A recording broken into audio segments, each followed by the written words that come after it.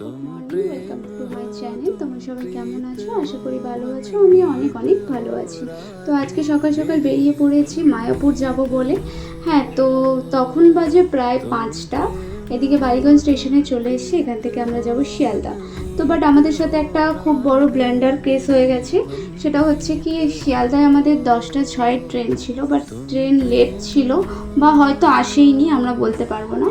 তো অনেকক্ষণ আমরা ওয়েট করার পর আমরা চলে গেলাম আবার ওখান থেকে হাওড়া থেকে 8টার গাড়িতে কাটোয়া লোকালে উঠে আমরা নেমে পড়লাম নবদ্বীপে। সেখান থেকে টোটো করে এই লঞ্চের ঘাটটায় আসলাম, নামটা আমার ঠিক মনে নেই। এখানে 10 টাকা করে টিকিট নিল। লঞ্চটা পার করে আমরা ওপারটায় গেলাম। তো লঞ্চে যেতে যেতে খুব ভালো লাগছিল, বাট প্রচণ্ড রোদ ছিল, কিন্তু ভালো লাগছিল। কারণ কি হচ্ছিল, ইস্কন মন্দিরটা দূর দিয়ে দেখা যাচ্ছিল। এতদিন ফোনে দেখেছিলাম, এখন চোখে দেখছি, তো ফিলিংসটা আলাদাই বলে বোঝাতে পারবো না। তো এনার রিভিউটা দেখো। আমরা লেবুর শরবত খাচ্ছি। মিষ্টি আর চিনি আছে। লাস্টে আপনার ভালোবাসাটা বলবেন। আমার ভালোবাসা। জল জিরে আছে আর ভালোবাসা মিক্স। ভালোবাসা আরো মিষ্টি। তাই যে সমস্ত যাত্রীগণ লঞ্চে যাতায়াত করবেন আপনারা পকেট ফুড ব্লগিং করতে হয়। হরে কৃষ্ণ।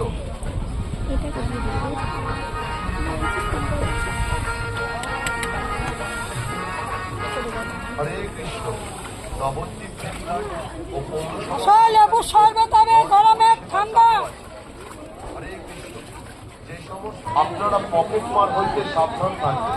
যাহারা নবদ্বীপ হইতে আসছেন, কেমন লাগছে দিদি?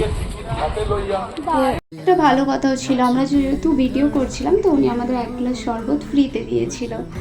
তো খুব সুইট ছিল আন্টিটা। তারপরে পেয়ারা মাখা খেলাম।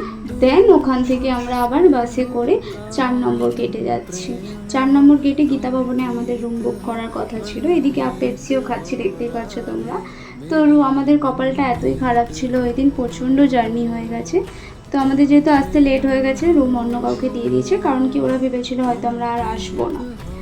তো তারপরে অনেক কষ্টের গেট নাম্বার 1-এর দিকে যে নর্মালি একটা অর্ডিনারি রুম পেয়েছি, তো আবার নন এসিওয়ালা রুম সব বুক।